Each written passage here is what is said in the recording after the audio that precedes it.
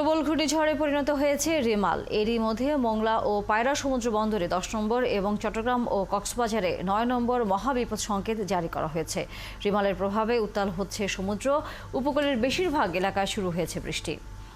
রিমালের প্রভাবে ক্রমশ উত্তাল হচ্ছে সমুদ্র, পানি বাড়ছে কুয়াকাটা সৈকতে। ভোর থেকে কখনো হালকা কখনো ভারী বৃষ্টি হচ্ছে পটুয়াখালীর কলাপাড়া উপকূলে। বইছে দমকা বাতাস। রাত থেকে কলাপাড়ায় কিছু কিছু মানুষ আশ্রয় কেন্দ্রে আসতে শুরু করেছে। ভোলায় সকাল থেকে বৃষ্টি ও দমকা হাওয়া বইতে শুরু করেছে। উত্তাল হয়ে উঠেছে মেঘনা। এরই মধ্যে নদী ও সাগর তীরবর্তী এলাকায় থাকা মাছ ধরার ট্রলারগুলো এবং ঝুঁকিপূর্ণ চরাঞ্চলের লক্ষাধিক বাসিন্দাদের নিরাপদে সরিয়ে আনতে শুরু করছে প্রশাসন। গতকাল সন্ধ্যা থেকে ভোলা লক্ষ্মীপুর নৌ রুটের লঞ্চ ও ফেরি চলাচল বন্ধ রয়েছে। মোংলায় 10 নম্বর মহাবিপদ সংকেত জারির কারণে কার্যকরী পদক্ষেপ নিতে শুরু করেছে উপজেলা প্রশাসন।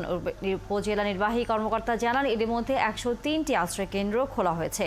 কাজ শুরু করেছেন স্বেচ্ছাসেবকরা। পর্যাপ্ত শুকনো খাবার প্রস্তুত রাখা হয়েছে।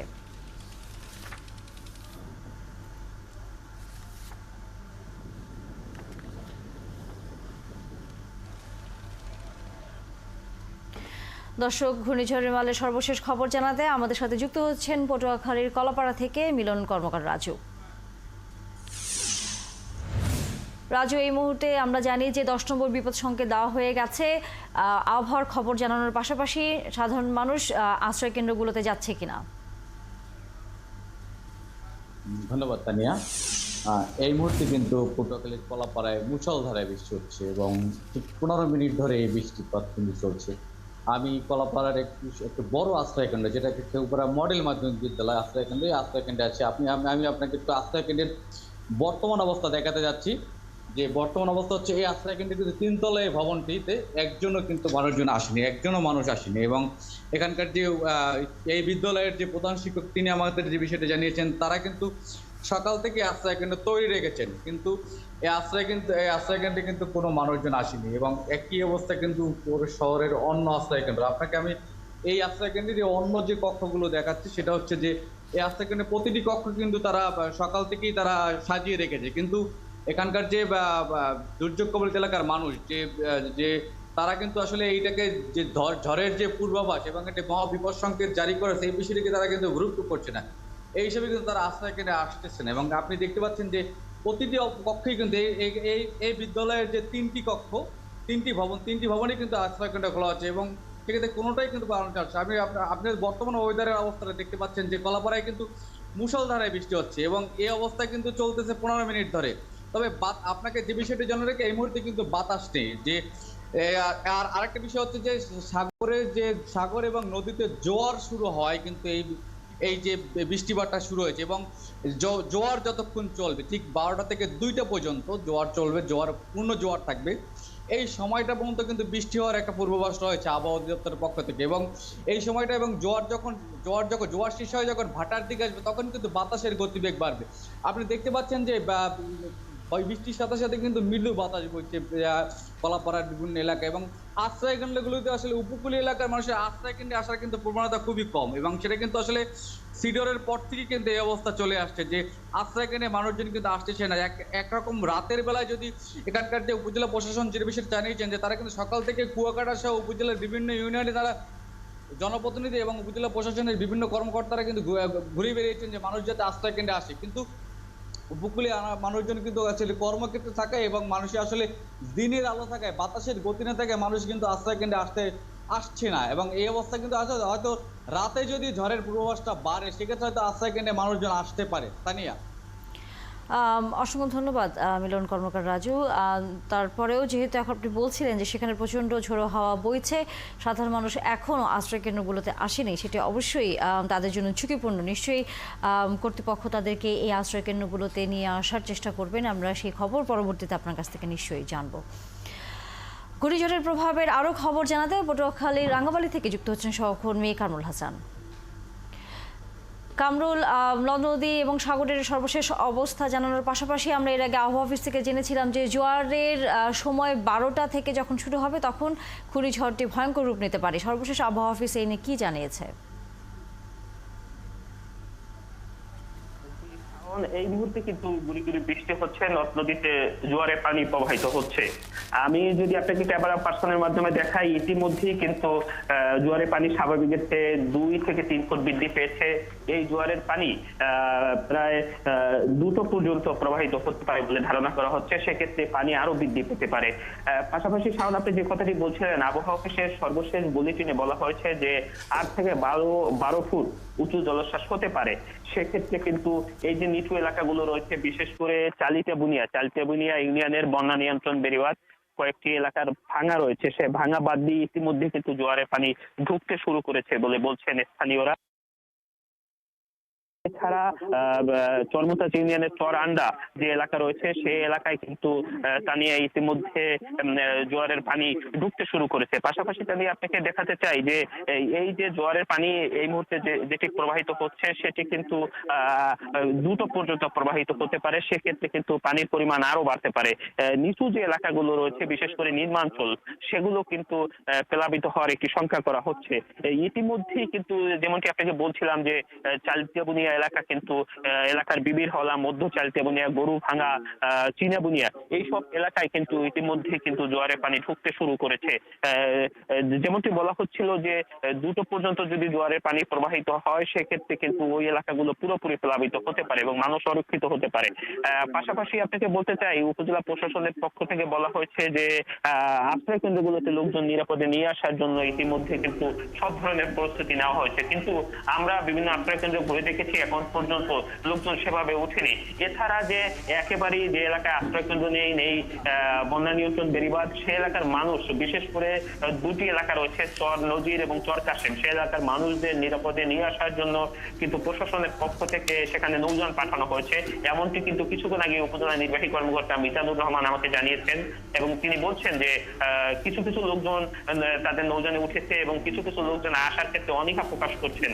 এর কারণ হচ্ছে স্থানীয় লোকজন বলছে যে ঘরবাড়ি ছেড়ে আসলে তারা সহায় সম্পদ ছেড়ে এই মুহূর্তে নিরাপদে গেলেও পরবর্তীতে সহায় সম্পদের অনেক ধরনের ক্ষতি হয়। সেই সংখ্যা থেকেই কিন্তু অনেকেই আশ্রয় কেন্দ্রে যেতে অনীহা প্রকাশ করছেন। তবে প্রশাসনের পক্ষ থেকে বলা হচ্ছে যে যতই পরিস্থিতি আসুক না কেন, তাদেরকে নিরাপদে নিয়ে আসা হবে, সেই ধরনের প্রস্তুতি কিন্তু প্রশাসনের পক্ষ থেকে গ্রহণ করা হয়েছে। এবং কিছুক্ষণ পরে যে এই মুহূর্তে জোয়ারে পানি প্রবাহিত হচ্ছে, সেটি বাড়লে নিচু যে এলাকাগুলো রয়েছে, রাঙ্গাবালির অনেকগুলো নিচু এলাকা রয়েছে, সেই এলাকাগুলো প্লাবিত হবে এবং ঘরবাড়িগুলো পানিবন্দী হতে পারে। সেই দৃশ্য আমরা পরবর্তী সংবাদে দেখানোর চেষ্টা করব।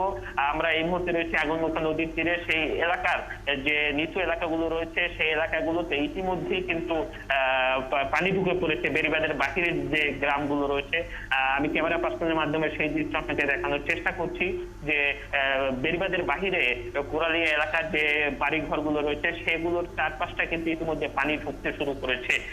পরবর্তী সংবাদে সেই বিষয়ে আরো বিস্তারিত দেখানোর চেষ্টা করব। এবং আপনাকে বলে রাখি যে আবহাওয়া অফিস থেকে বলা হয়েছে ঘূর্ণিঝড় রিমেল বর্তমানে প্রবল ঘূর্ণিঝড়ে পরিণত হয়ে বর্তমানে পায়রা সমুদ্র বন্দর থেকে 395 কিলোমিটার দক্ষিণে অবস্থান করছিল। এটি আজ সন্ধ্যা কিংবা মধ্যরাতে মোংলা বন্দর এটি আসলে আঘাত হানতে পারে। অসংখ্য ধন্যবাদ কামরুল হাসান, যুক্ত হয়েছিলেন আপনি রাঙ্গামালি থেকে। আমরা সর্বশেষ খবরাখবর আসলে শুনছিলাম আপনার কাছ থেকে। রিমালের প্রভাবে উপকূলের অবস্থা জানাতে এই মুহূর্তে আমাদের সাথে পটুয়াখালীর কুয়াকাটা সাগরপাড় থেকে যুক্ত হচ্ছেন সহকর্মী ইসতাক ইমন। ইমন, ঘূর্ণিঝড়ের প্রভাব সাগরপাড়ে কেমন দেখছেন এবং একই সাথে রিমাল মোকাবেলায় কি ধরনের প্রস্তুতি আপনার চোখে পড়ছে? ধন্যবাদ। আসলে সকাল থেকে সাগর উত্তাল রয়েছে এবং সময় যত গড়াচ্ছে সেই কিন্তু আমরা দেখতে পাচ্ছি যে সমুদ্র কিছু হচ্ছে এবং পানির স্তর ক্রমান্বয়ে বৃদ্ধি পাচ্ছে। একেবারেই সমুদ্র সৈকত লাগোয়া যে বিচ মার্কেট রয়েছে, সেই মার্কেটে ছিটছিট পানি অবস্থা। এর পাশে আশেপাশে দোকানগুলো ছিল, সেগুলো থেকে মাছ সরিয়ে নিতে শুরু করছেন দোকানিরা। এবং একই সাথে এখন কিছু অতি উৎসাহী পর্যটক রয়েছেন যারা বিচ পাড়ে ঘোরাফেরা করছেন এবং সমুদ্রে নামার চেষ্টা করছেন, তাদেরকে সরানোর জন্য প্রশাসনের কিছু আমরা দেখতে পেয়েছি। এর আগে জেলা প্রশাসনের টিমের সাথে এখন পুলিশ যুক্ত হয়েছে এবং তাদেরকে অনেকটা জোর করেই সরিয়ে দেওয়ার চেষ্টা করা হচ্ছে। কারণ সমুদ্র যেভাবে উত্তল অবস্থায় রয়েছে, তাতে যে কোনো সময় যে কোনো দুর্ঘটনা ঘটতে পারে, কিন্তু অতি উৎসাহী কিছু মানুষকে আসলে এই দিক থেকে সরানো যাচ্ছে না। পুরো জেলার চিত্র যদি বলি, পটুয়াখালী জেলাতে 734টি আশ্রয় কেন্দ্র খোলা হয়েছে। সেই আশ্রয় কেন্দ্রে এখন পর্যন্ত যে দুর্যোগ ত্রাণ মন্ত্রণালয়ের যে হিসেব রয়েছে, জেলা তাতে প্রায় 10,000-এর মতো মানুষ আশ্রয় নিচ্ছে। অনেকে এখন পর্যন্ত আসলে আশ্রয় কেন্দ্রগুলোতে আসতে চাচ্ছেন না, তার কারণ তারা একটি পরিস্থিতি পর্যবেক্ষণ করে পরবর্তীতে আসেন। এর আগে দুটি বড় ঘূর্ণিঝড় আমরা দেখেছি যে অনেকে আশ্রয় কেন্দ্রে যাননি এবং যে সতর্কবার্তা ছিল সেটিও আসলে ঠিক সময়ে দেওয়া হয়নি। জেলার তাতে প্রায় 10,000-এর মতো মানুষ আশ্রয় নিয়েছে। অনেকেই এখন পর্যন্ত আসলে আশ্রয় কেন্দ্রগুলোতে আসতে চাচ্ছেন না, তার কারণ তারা একটু পরিস্থিতি পর্যবেক্ষণ করে পরবর্তীতেই আসেন। এর আগের দুটি বড় ঘূর্ণি পুরো জোয়ার থাকার কারণে জলোচ্ছ্বাস হওয়ার সম্ভাবনাটা বেশি রয়েছে। এখন আপনাকে যদি বলি যে সমুদ্র একেবারেই বিশাল এবং এখন যে অবস্থায় রয়েছে তাতে জোয়ারটাও শুরু হয়েছে, এতদিন মাসে শুরু হয়েছে এবং সেই জোয়ার আরো 2 থেকে 2.5 ঘন্টা চলবে এবং আমরা এই মুহূর্তে দেখতে পাচ্ছি যারা লাগোয়া যে সড়কটি রয়েছে সেটির উপরে পানি আসতে পড়ছে, অর্থাৎ আগামী 2 ঘন্টা পরে পরিস্থিতি আরো খারাপের দিকে যাবে এবং সন্ধ্যা 7টা নাগাদ আরো একটি জোয়ার রয়েছে। আবহাওয়া থেকে যে তথ্য আমরা সহকর্মীরা জানাচ্ছিলেন সেখানে আমরা দেখতে পাচ্ছি যে সেই অনুযায়ী সন্ধ্যা নাগাদই আসলে এটি পূর্ণ মাত্রার শক্তি নিয়ে উপকূলে আসতে পড়বে এবং উপকূলে অতিক্রম করবে। সন্ধ্যার সময় রয়েছে আসলে উপকূলবাসীও ভয়াবহ বিষয় দেখছেন, কারণ সন্ধ্যা হয়ে গেলে তখন আসলে মানুষ এই কোন দিকে যাবেন আশ্রয় কেন্দ্র যদি আগে ভাবে এই মানুষগুলোকে নেওয়া পড়ে তাহলে একটু খারাপ পরিস্থিতির দিকে যেতে পারে। একই সাথে জলোচ্ছ্বাসের সম্ভাবনা রয়েছে। উপকূল তীরবর্তী একেবারে যদি আমি বলি গোরগুড়া, হাতকাটা, কুয়াকাটা থেকে শুরু করে রাঙাবালি, সেতুকরা এই পুরো অঞ্চলেই যে নদী বিস্তৃত এলাকা মানে অসংখ্য জেলে পরিবার রয়েছে একেবারেই যারা নদী তীরবর্তী জায়গাতে বসবাস করে তারা শেষ সময় পর্যন্ত অপেক্ষা করেন, কিন্তু যত বড় মানে যথা হচ্ছে সেখানে আসলে এই মানুষগুলোকে আশ্রয় কেন্দ্রে নেওয়া যায়নি এবং তারা অনেকটা জাননি বা প্রশাসন তাদেরকে কিছু পারেনি। ওখানে কিন্তু মানে ঘটনা ঘটছে। এবারও কিন্তু জলোচ্ছ্বাসের সম্ভাবনা রয়েছে এবং অতি বৃষ্টির সম্ভাবনা রয়েছে, যে এখনো বৃষ্টি হচ্ছে, তীব্র বৃষ্টি হচ্ছে, সকাল থেকে বৃষ্টি হচ্ছে, কিন্তু এখন মুষলধারে বৃষ্টি হচ্ছে, একই সাথে জোয়ার রয়েছে। প্রত্যেকটা পরিস্থিতি যেদিকে যাচ্ছে তাতে সন্ধ্যা নাগাদের পূর্ণ করতে গেলে ঘূর্ণিঝড় রিমেল আঘাত হয় উপকূলে, তাহলে আসলে আমরা যে এর আগে বড় যে ধরনের ঘূর্ণিঝড়গুলো দেখেছি বাংলাদেশে স্কুল দিয়ে গেছে, দণ্ডবন্ধ করে দিয়ে গেছে, অনেকটা সেরকম সংখ্যা করছেন সেক্ষেত্রে সেরকম ব্যবস্থা নিচ্ছেন, কিন্তু স্থানীয় যারা মানুষ রয়েছেন তারা আসলে প্রশাসনকে যেভাবে সহযোগিতা করার কথা সেই সহযোগিতা কিছুটা ঘাটতি রয়েছে আমি সেটা দেখতে পাচ্ছি।